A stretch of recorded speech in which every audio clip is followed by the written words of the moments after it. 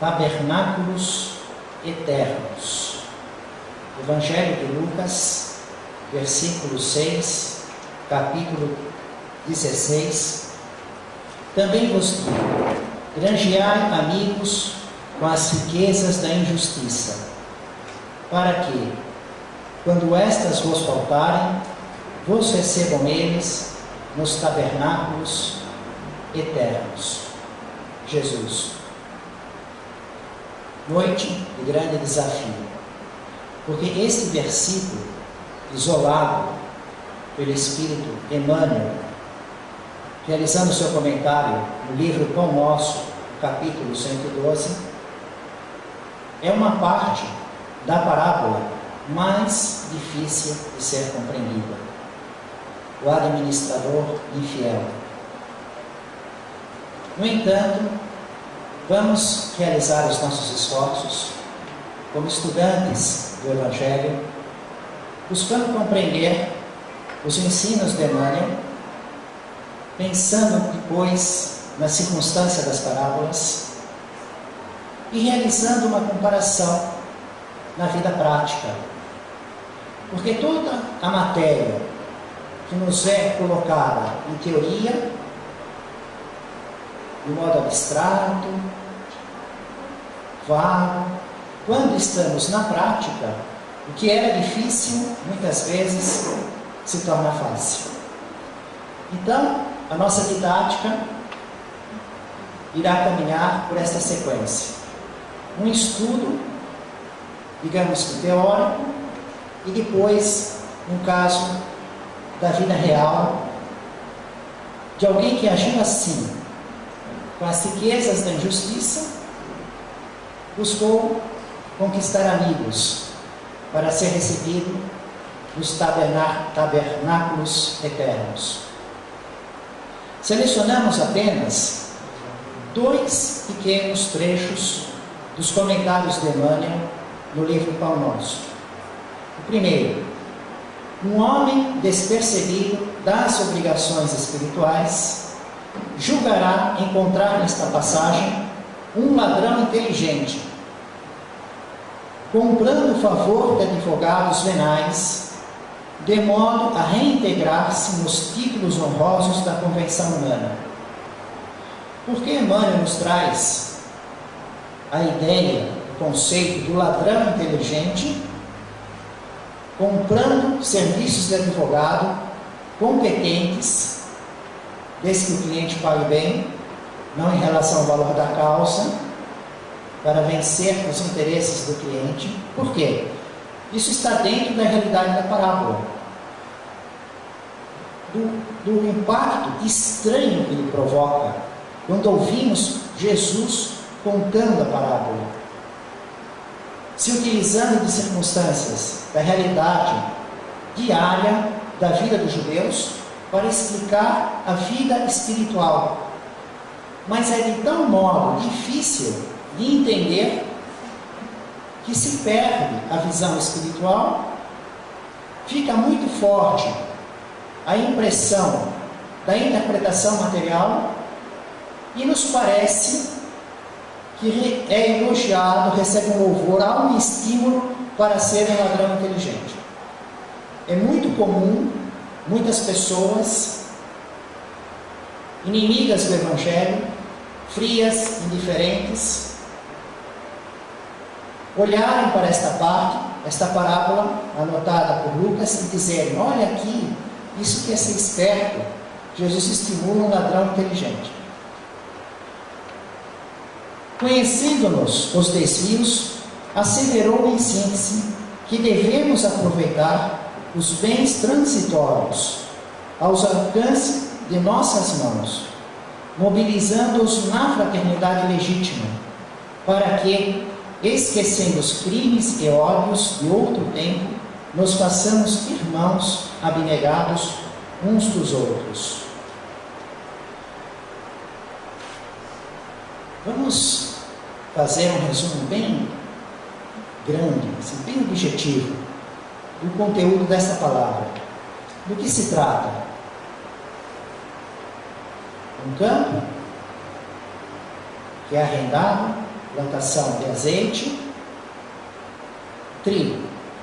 Um administrador, que em vez de cuidar direito do campo, é desmazelado, é despedido, e aí,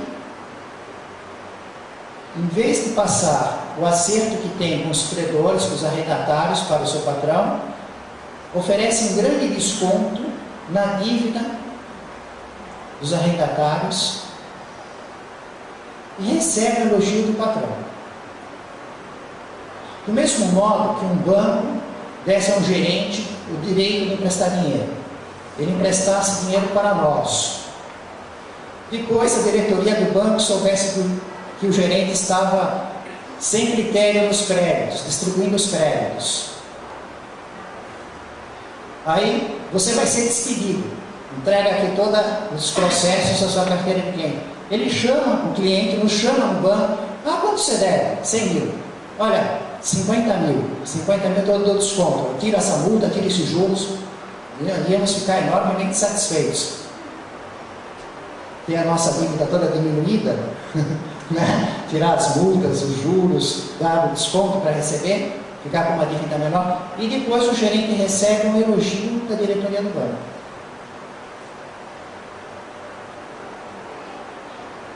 Com a ideia de, quando ele estivesse despedido, não vai mais trabalhar no banco, nós que recebemos um grande desconto do gerente, vamos ter como amigo. Isso que é gente boa, nunca vi um gerente assim. Quando ele passa, entra em casa, come aqui, toma café, você é meu hóspede. Acabou com a metade da minha dívida. Né? Imagina que circunstância. Então, vai girar em torno disso. No entanto, vamos agora ver os detalhes desse contexto. O primeiro, é a mais difícil das parábolas para se conseguir a interpretação. Eu fiz uma pesquisa na internet e entrei em tudo que eu achava no YouTube a respeito na parábola do administrador infiel. Desenho, filme, pastores, padres, espíritas, todo mundo falando. Parece um saco de gato. É uma coisa de louco. É uma interpretação tão diversa. Né? Então realmente mostra que não existe assim aquela facilidade pela diversidade das opiniões. Vamos remontar então na época de Jesus, desde o início. O que aconteceu com a compreensão espiritual da terra? O homem percebeu que havia um poder superior, muito provavelmente eram poderes superiores, e estabeleceu relação com deuses. Uma espécie de comércio, procurando agradar esses deuses, para receber benefício desses deuses. Construiu os templos, assim como o homem só aceita fazer coisa mediante interesses, mediante pagamento, mediante retribuições, paixões, sentimentos, emoções. Então, imaginou que o poder superior, os poderes superiores também se alegravam com pagamentos e passou a ofertar coisas. E quanto maior o valor do presente, maior era a satisfação dos deuses. O maior presente que o homem tem é o próprio filho. Havia sacrifício de crianças, os vários deuses. Com a compreensão espiritual evoluída, Israel, o povo escolhido, porque tem a compreensão espiritual jamais desenvolvida. Os espíritos são todos criados por Deus, simples e ignorantes, e estão inseridos no processo evolutivo, em diferentes níveis de evolução. Havia um grupo com essa possibilidade de compreender um Deus único, invisível, criador de todas as coisas. Não era necessário representá-lo, esculpi-lo na pedra, à semelhança de imagem humana, o que ocorria com os deuses. Logo, havia, na época de Jesus, este contraste entre a maior parte dos povos acreditando em deuses, com templos, os deuses representados em pedras, a semelhança de corpos humanos, às vezes misturados com animais, nas imagens humanas com olhos e ouvidos, na pedra. E o Deus único, no templo de Jerusalém, invisível, que se manifestava no templo, no Monte Moriá. Logo, os deuses de pedras tinham olhos, mas os judeus diziam, tem olhos, mas são de pedra. Olho de pedra enxerga? Tem olhos e não veem. Tem ouvidos e não entendem, não ouvem as coisas. Porque não tem a visão espiritual. Então transportaram esse conceito da pedra, do olho, do ouvido, mas que não tem a visão espiritual. E Jesus cita, vemos nos evangelhos, quando ele vai compor as suas parábolas, com a sua didática, se não houver visão espiritual, vai ver Jesus falar, vai ouvir Jesus falar, não vai ver, não vai ouvir. Não vão compreender absolutamente nada. Primeira etapa. Segunda. Jesus vem mostrar que esse Deus único, invisível, Criador de todas as coisas, muito conhecido pela justiça, pelos mandamentos de Moisés, os 613 mandamentos, 365 mandamentos na forma negativa, 248 mandamentos na forma positiva.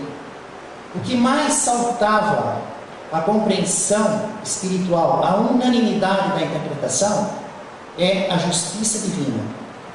Você não quer que te roubem as coisas? Não roube. Você não quer que te mate? Não mate. Quebradura por quebradura, olho por olho, dente por dente. Assim como você for desfigurado, assim você irá desfigurar o teu inimigo. No entanto, Jesus desenvolve e mostra a interpretação correta, que acima da justiça está o amor.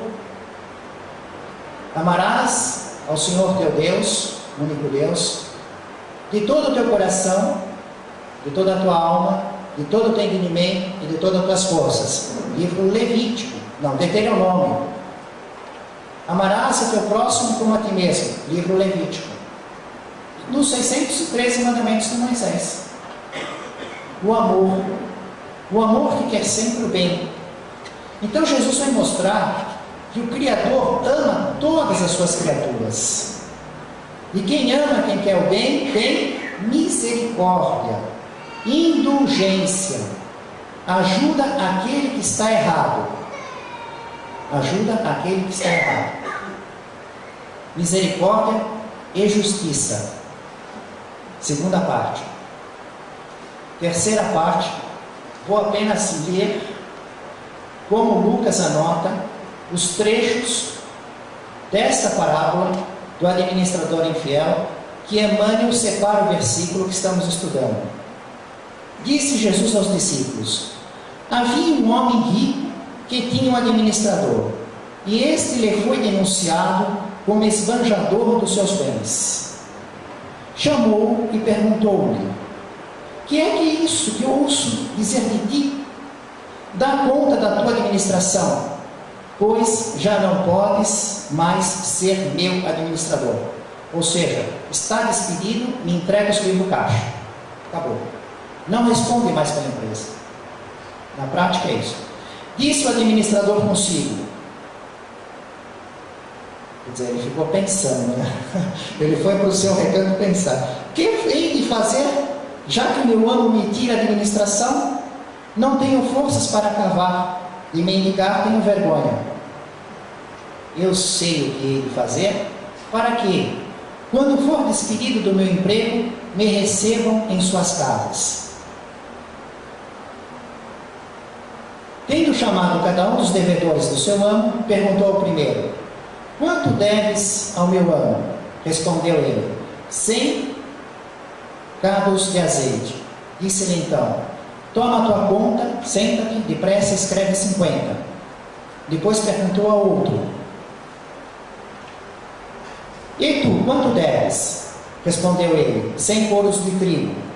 Disse-lhe: toma tua conta e escreve 80. E aí ele entregou esse saldo para o ano, para o patrão, né? Com esse desconto feito depois. E o ano louvou o administrador iníquo, por haver procedido sabiamente. Olha, imagina na terra se o gerente faz isso com os clientes. O que o banco faz com o gerente?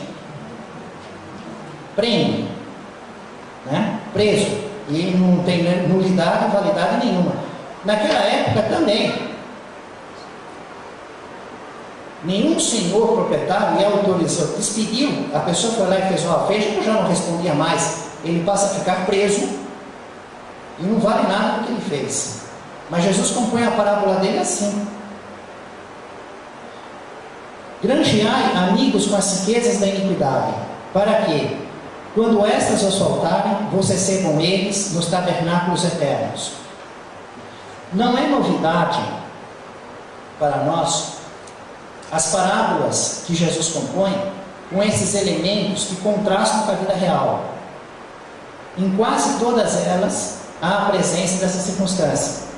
A mulher da dracma perdida, naquele assoalho, difícil iluminação, tudo sujo, procurando uma dracma, uma moeda de um valor ínfimo. Ela encontra a moeda e chama a vizinha para fazer uma festa, comemorar com ela porque encontrou uma dracma perdida. O objetivo de Jesus é mostrar a misericórdia de Deus, que não permite ninguém perdido. Vai em encontro de qualquer um. Nada é tão pequeno que não vale a pena. Nenhuma criatura é tão pecadora. Nós, andando na praia maravilhosa do Guaiúba, se perdermos uma moeda de R$1, fazendo passeio de dia, aí vamos ficar revirando a ilha inteira, da praia inteira, para achar uma moeda de R$1. Encontrando a moeda, chegamos na casa, chamamos os vizinhos para fazer uma festa, para comemorar que encontramos uma moeda de R$1. Logo, o critério que Jesus coloca para compor, se utilizando das coisas diárias, conhecidas pelas pessoas, mas sempre que saia do comum, com algo que marcasse emocionalmente, para jamais ser esquecido e deixando a pessoa pensar, convidando a pessoa a entender, a olhar pela visão espiritual, senão ela não entende nada. Se a pessoa ficar pensando, mas por que será que aquela dracma, ela fez uma festa? Será que era um valor sentimental? Era uma herança de família? Ela começa a pensar assim, né? Ela vai procurar alguma causa. A visão espiritual, no contexto que Jesus mostrava, era a misericórdia do Criador, assim como a ovelha desgarrada. Mais uma etapa, a penúltima antes de entrarmos no nosso desafio teórico, que é a parábola do administrador infiel. E depois a segunda parte, que é a parte prática, né? Então, nós vamos ver, observar a hora da visão espiritual. Quando é que as coisas mudam? Quando que você tem que olhar com o ponto de vista terreno, material, e quando a coisa passa a ser vista com a visão espiritual, embora a descrição continua com a circunstância material. Se utilizando da parábola do filho pródigo. A parábola do filho pródigo, fazendo um resumo bem grande, temos um estudo de uma noite inteira, está publicada no YouTube. Mas assim, em 5 minutos, porque existe um conceito nela, que é o ponto-chave. Porque a didática de Jesus vai de uma parábola para outra, existe uma conexão, um encadeamento. A lógica que ele usa num caso, ele usa em outros. É aproveitado em outros. Parece os filmes, né? Às vezes vemos na entrada do filme certos detalhes, enquanto está passando o nome dos artistas, lugar. Depois lá no conteúdo, no meio, no fim do filme, vem uma explicação que estava lá naquela primeira imagem. As coisas estão ligadas. O que ocorre com o filho pródigo? Um homem tinha 2 filhos, esse homem representando Deus, 2 filhos, o mais velho e o mais novo. O mais novo pede a parte da herança que lhe cabe. Pela lei dos judeus na época, segundo um livro especializado, John Drane, o mais novo ficava com 1/3 da herança, o mais velho tinha uma parte a mais. 2 filhos, a herança divide em 3, porque tem que ter uma parte a mais para o mais velho. Então o mais velho ficava com 2/3, o mais novo com 1/3. O mais novo é que pediu a parte que lhe cabia na herança. Então o pai lhe deu, ele saiu pelo mundo e fez o quê? Esbanjou. Logo, ele se afasta de Deus, não é grato, não reconhece o valor do pai, pega a sua parte, se afasta do Criador e esbanja de todos os modos: vícios, ociosidade, mágoas, invejas, as nossas imperfeições, os nossos desperdícios. É o símbolo da parábola. E aí ele começa a definhar materialmente e espiritualmente, porque ele só consegue emprego num lugar que a pessoa era um proprietário de criação de porcos. Mas quem cria porcos são os gentios, e a compreensão deles são dos vários deuses. Então ele não conseguiu ficar nem no lugar que as pessoas compreendiam o Deus único. Ele é rebaixado. Ele vai ter que viver com quem compreende espiritualmente muito menos do que ele, cuidar dos porcos, e nem as bolotas que os porcos comiam ele conseguia comer. Ele tinha que comer de lá. Aí ele cai em si.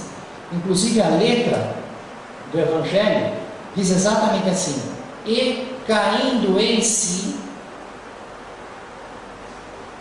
É aí que muda tudo. Parece uma palavra tão pequena, né? Assim, caindo em si, a gente lê assim, mas essa é a chave de tudo. Porque quando ele cai em si, quer dizer, ele entra em reflexão, ele começa a pensar, ele olha para dentro, ele se arrepende, ele aprende com a dor. Perdeu todo o dinheiro, não tem mais nada, não tem o direito da herança, porque os 2/3 é do irmão, ele já gastou a dele.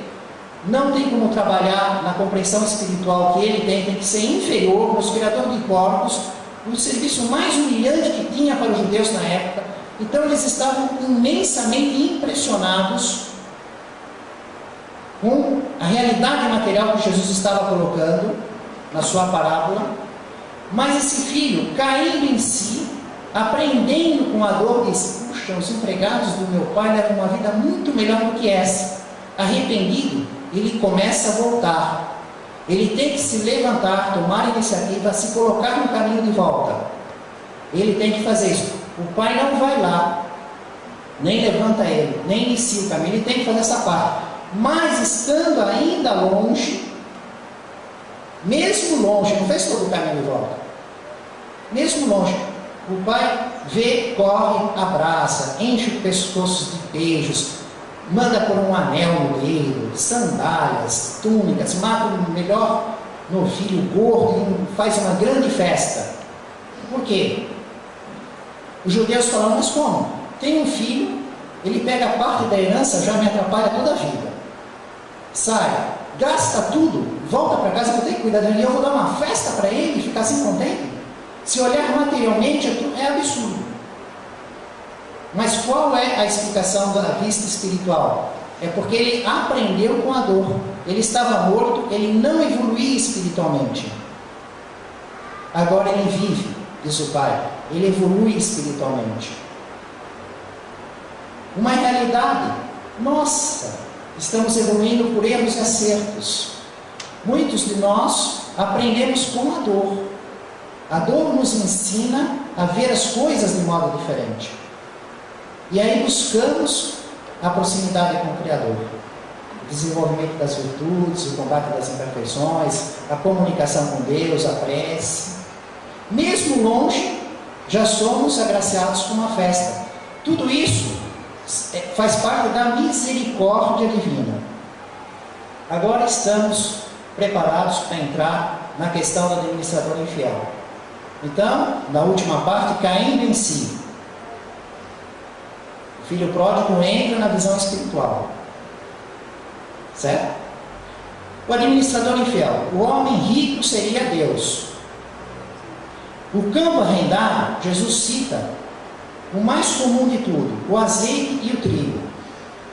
Conforme a anotação, nós vamos encontrar 100 batos, 100 coros. Eram medidas de peso para medidas secas e medidas para litros em hebraico na época. Eu tenho todos os cálculos e as posições aqui da essa e daquela, não nos interessa.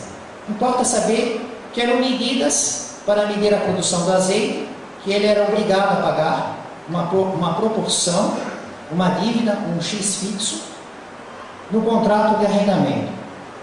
O administrador foi acusado de dissipar os bens. Como é que era essa dissipação dos bens? O homem rico recebe denúncia que o seu administrador, o administrador infiel, é acusado, ele está administrando mal os seus bens. O que é isso? Se olharmos com a visão carnal, né?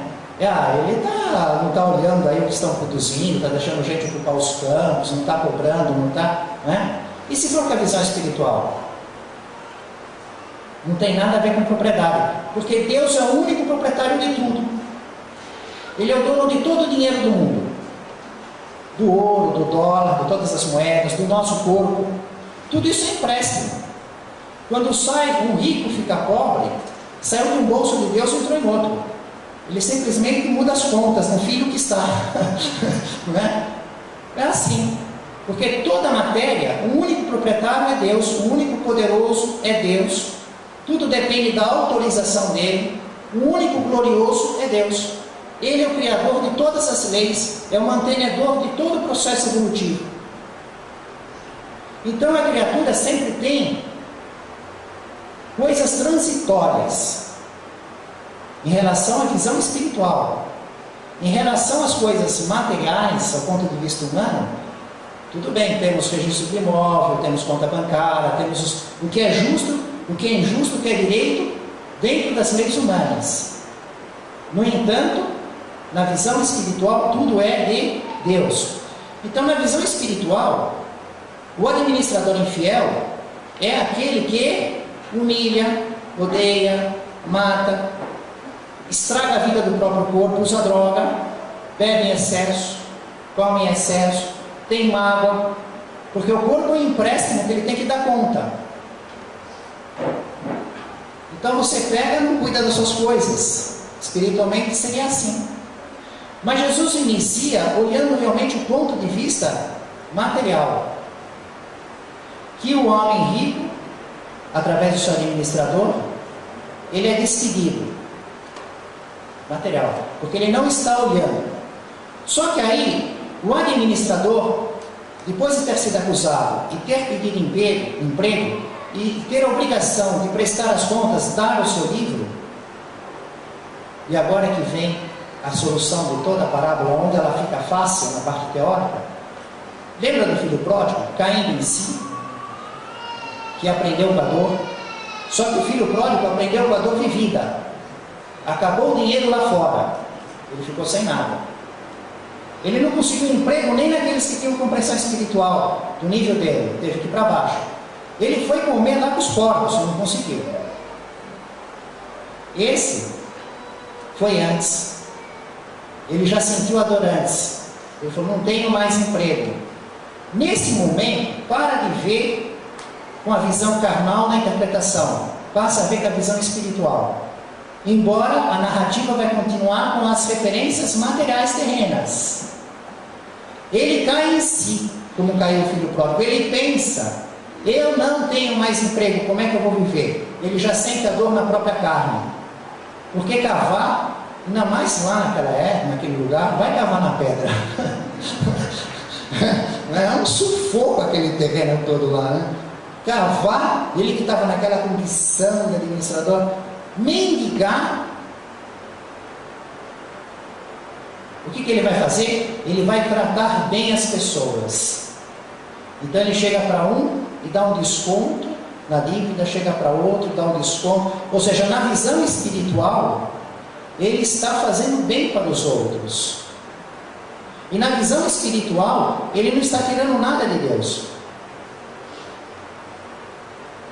Quando fazemos uma caridade material, nós, na visão espiritual, nós não estamos fazendo desperdício do que nos é emprestado.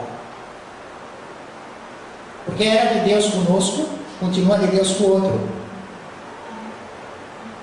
O espírito está na vida espiritual de Deus. Nasceu, continua de Deus.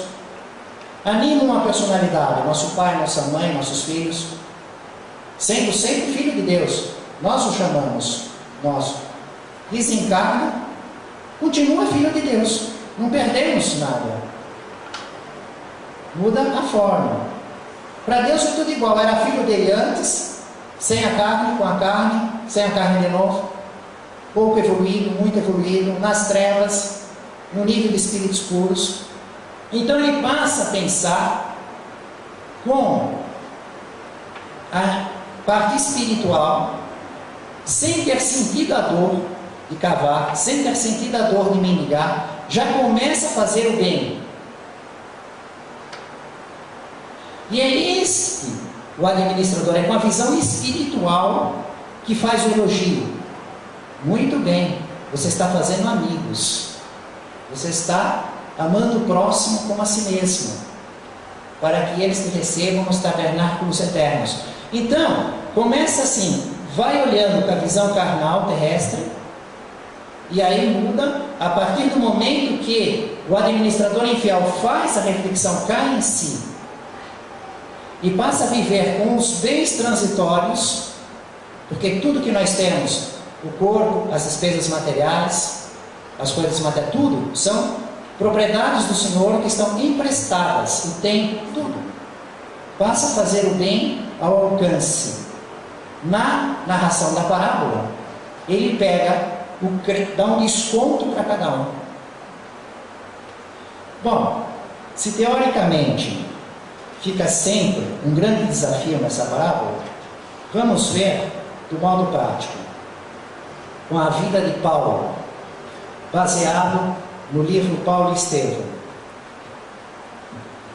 Primeiro, o livro tem 599 páginas. Agora, o livro é dividido em duas partes, exatamente aqui. Primeira parte, segunda parte. Existe uma outra obra na produção mediúnica de Chico Xavier que é dividida em duas partes: Sexo e Destino. Mas por que aquele livro é dividido em duas partes? Por que esse livro é dividido em duas partes? Por que ele não fez só do primeiro ao último capítulo? Aqui tem 20. Por que ele não fez do primeiro ao 20? Quantos livros observamos do primeiro ao 20? Por que faz do 1 ao 10, depois do 1 ao 10 de novo, primeira parte, segunda? Não está no meio do livro. 1/3 do livro contra 2/3 do livro. É na página 220. O livro Sexo e Destino, existe uma justificativa, porque eram dois médiuns. O mesmo espírito, André Luiz, ele realiza a primeira metade do livro, psicografando pelo médium Valdo Vieira. Primeira metade inteira de um romance baseado na vida real, um drama cinematográfico, uma emoção gigantesca, todo mundo compreende, popular, baseado na vida real. A primeira metade é psicografada por Valdo Vieira. A segunda metade inteira, continuando o drama e os personagens, é psicografado pelo médium Chico Xavier. Então se justifica, porque eram dois médiuns, separou a primeira metade da segunda metade. No entanto, aqui o médium é sempre o mesmo: Francisco Cândido Xavier. Porém, existe aí uma espécie de mensagem simbólica, porque ele vem do capítulo 1 ao 10º da primeira parte, e a diferença da segunda parte, do capítulo 1 ao 10º, é bem no momento em que Saulo vira Paulo de Tarso, em que o filho pródigo, caindo em si espiritualmente, em que o administrador infiel diz: "Que farei agora?", vai mudar completamente a maneira de ver espiritual de Saulo, de Paulo. Inclusive, há uma interessante circunstância paralela, porque ele termina cego de olhos da carne. É assim que termina o último capítulo da primeira parte: ele está cego dos olhos da carne. E começa o segundo capítulo da segunda parte, cego dos olhos da carne, vai ser curado. Os olhos da carne termina cego e começa cego. E o que está acontecendo é uma grande mudança da visão espiritual, do modo de entender as coisas. Inclusive é isso que justifica a Jesus se mostrar no caminho de Damasco, porque ele vinha se questionando, ele já estava naquele caindo em si de tanto sofrimento. Que farei agora? Em outra realidade material, não com a mesma realidade do filho pródigo da parábola e do administrador infiel da parábola. Material, ele era um fariseu, uma carta para perseguir, prender Ananias, uma perseguição dos cristãos, mas com aquela circunstância dolorosa com a sua noiva, e principalmente observando que a paz e a intimidade com Deus, que deveria ser vista nas pessoas que observavam os 613 mandamentos de Moisés, ele via nos cristãos. Então, ele começa a se questionar, caindo em si pela dor que ele experimentava no coração. Que farei agora? Jesus se mostra, ele fica cego. E em virtude dessa mudança de visão espiritual, que o livro é dividido exatamente em duas partes. Quando a visão espiritual era de uma maneira, e agora, a segunda parte, quando a visão espiritual é de outro modo.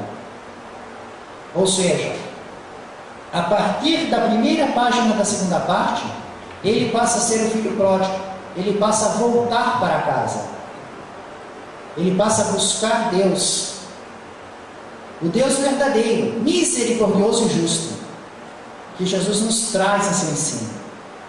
Ele passa a ser aquele administrador infiel que já sentiu a dor espiritual por antecipação. Vou cavar, vou me ligar. Ele só tinha ficado cego. Logo em seguida ele ia recuperar a visão, mas ele ia pagar na carne em sofrimento. Bom, o que ele ia fazer o tempo inteiro?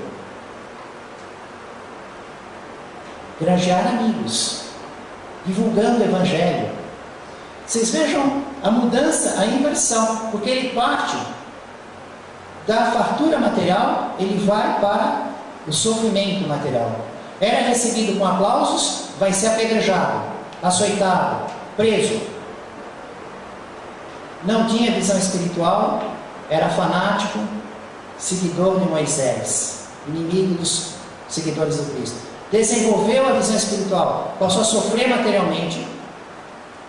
No entanto, passou a ser o vaso escolhido de Jesus, levando a sua mensagem, que temos nos dias de hoje e para sempre como matéria de estudo.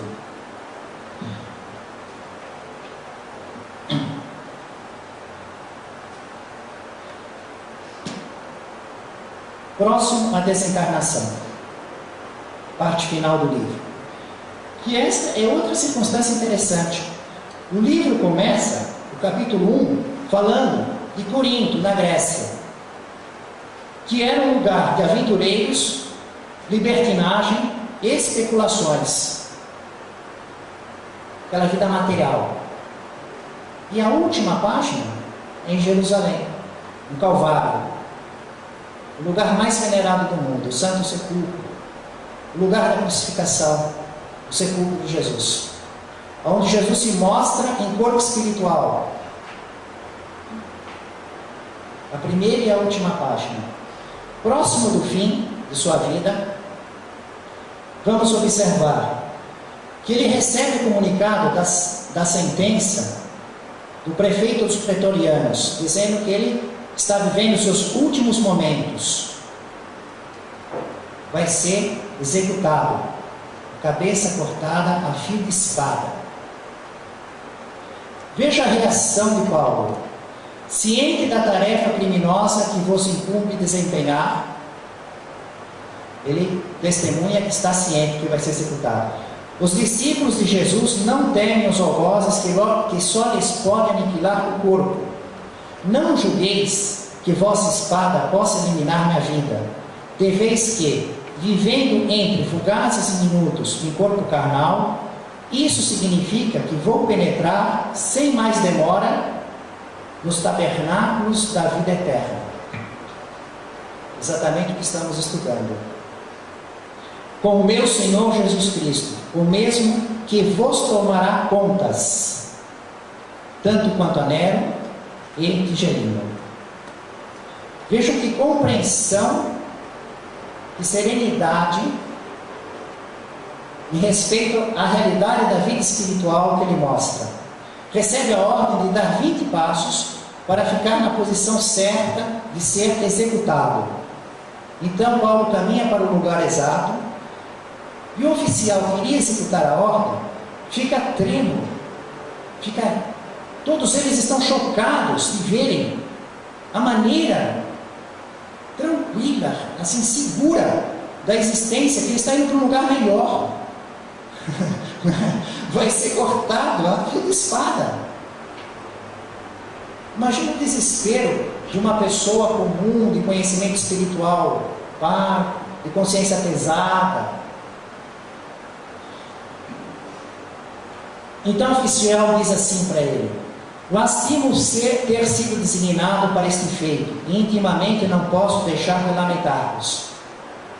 Porque havia até uma admiração. Ele era obrigado a cumprir a ordem que ele nem gostaria de cumprir. Lastimava. Mas Paulo responde. Paulo de Tarso, erguendo a fronte quanto lhe era possível, respondeu sem hesitar: não sou digno de lástima. Tende antes compaixão de vós mesmo, porquanto morro cumprindo deveres sagrados, em função de vida eterna, enquanto que vós ainda não podeis fugir às obrigações grosseiras da vida transitória. Só isso aqui já nos proporciona matéria para ir pensando a noite inteira. Quer dizer que existem pessoas que são obrigadas, como esse oficial, a cumprir obrigações grosseiras da vida transitória. Quais são as nossas obrigações grosseiras da vida transitória que somos obrigados a cumprir? Que até mesmo lastimamos de ter que fazer. Né? E ele estava feliz, porque ele estava cumprindo deveres sagrados. E quais são os deveres sagrados que estamos cumprindo?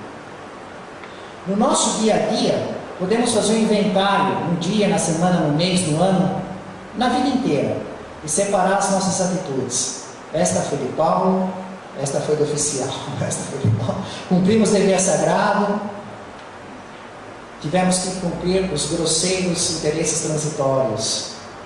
Há a decapitação, o corpo cai.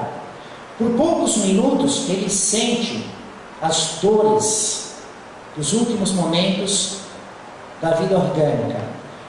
E logo em seguida já sente um alívio.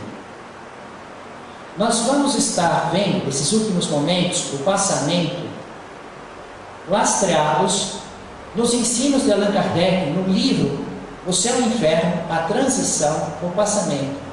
Porém, apenas com aplicação no próprio caso de Paulo de Tarso. Porque Allan Kardec pesquisa por mais de 1000 médiuns, milhares de espíritos que testemunham a sua própria condição de passamento. E temos lá, então, todo um conjunto de conhecimentos de como ocorre a separação do corpo espiritual do corpo carnal. No entanto, o tempo nos permite apenas fazermos um paralelo com o conteúdo teórico do ensino do livro Céu e Inferno na própria circunstância do passamento de Paulo. Lembrando que as circunstâncias são muito diferentes, cada morte tem a sua realidade. E o caso de Paulo, ele é o filho pródigo, ele voltou para casa. Ele é o administrador infiel que, depois de pensar, vou cavar, vou mendigar, ele deu desconto na dívida dos outros, ou seja, ele fez o bem por muitos anos, por muitas décadas, ensinando o Evangelho, fazendo as igrejas, as pessoas copiarem, vivendo na prática, na sua própria pessoa, exemplificando aquela teoria. Então, é uma desencarnação em relação ao espírito neste nível evolutivo. Cada nível evolutivo tem o seu grupo de semelhança.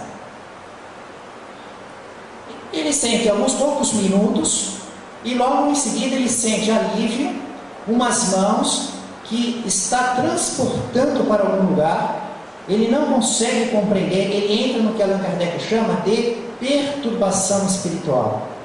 Porque saímos de uma realidade material e vamos viver em outra realidade também material, mas muito diferente da que estamos.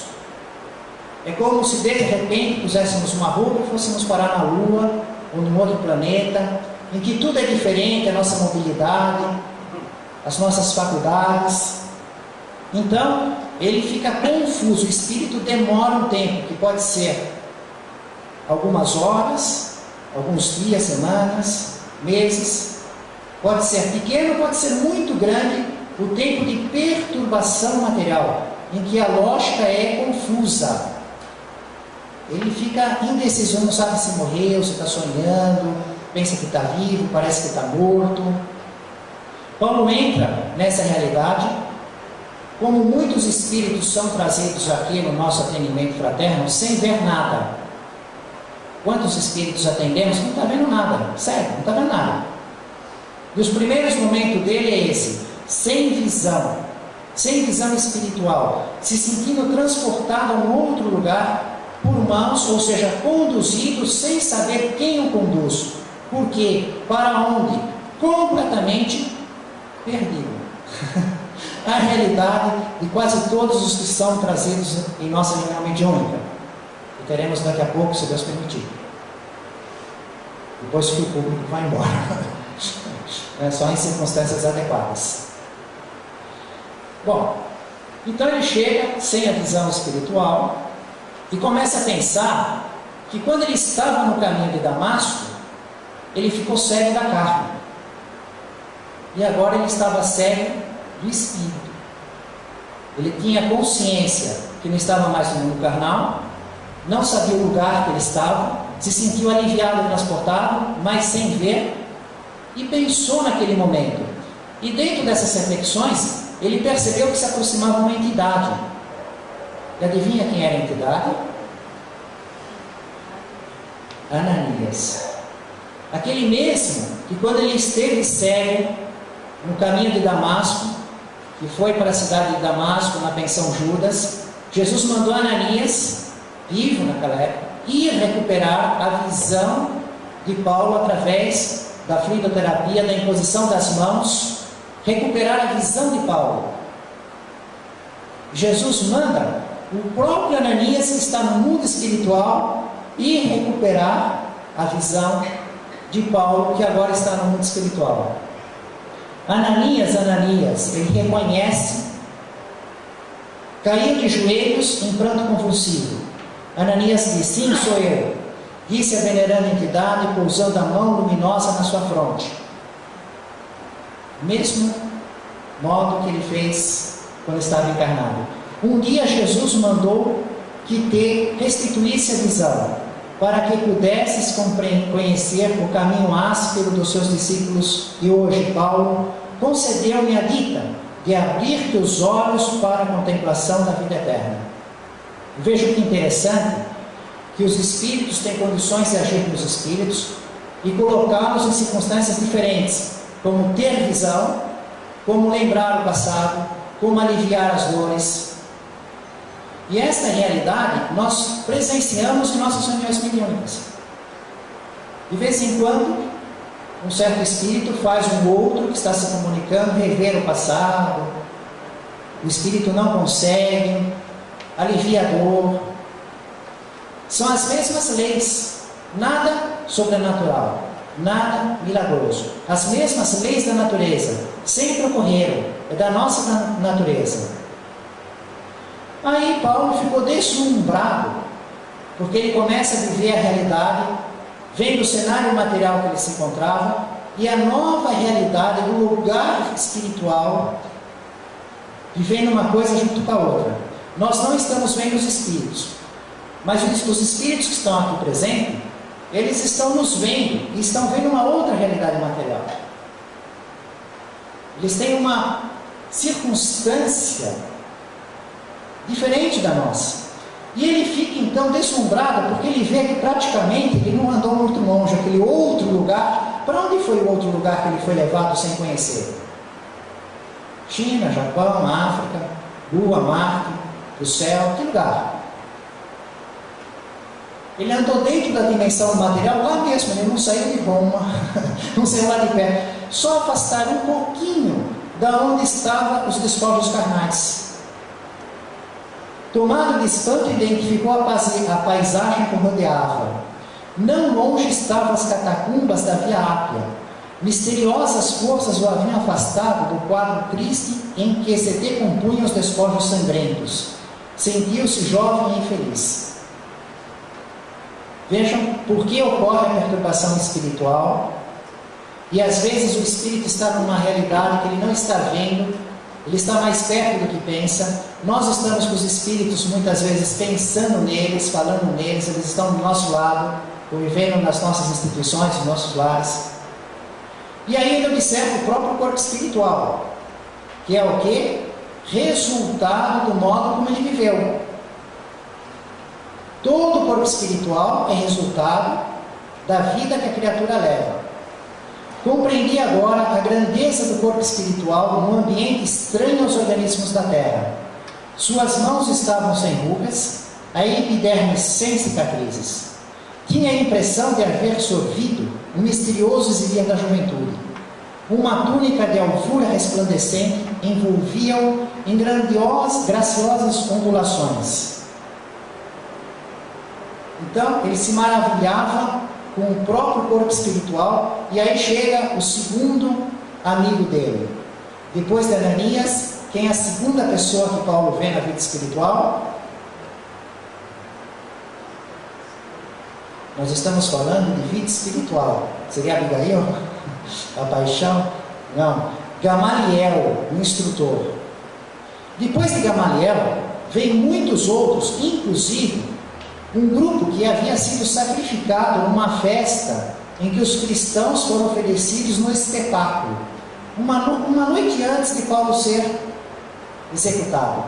Ofereceram um grupo enorme de cristãos numa festa do circo.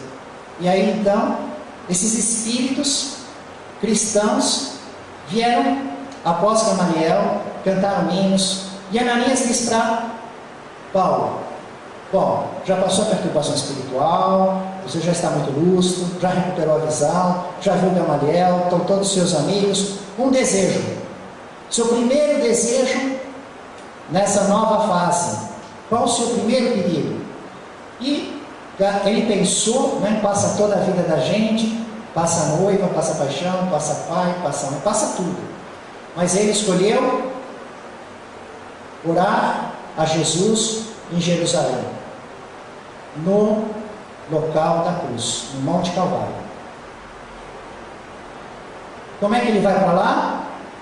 Em volitação, em virtude de que seu espírito é muito adiantado e proporciona esta possibilidade, mas preferiu ir em volitação calma, vendo as igrejas do caminho. E ele começa a enumerar aqui, visitando os lugares em volitação, o seu corpo espiritual perispírito, saindo da Via Ápia, indo para Arícia, Pousones, Peloponeso, a ilha de Malta, Corinto, Atenas, Tessalônica, Filipos, Neápolis, Troade, Éfeso, Panfilha, Cilícia, chega na Palestina, vai para Jerusalém, no Monte do Calvário.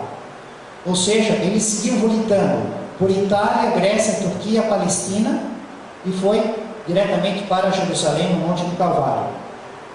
Foi orar a Jesus em virtude dos enormes pecados que ele cometeu.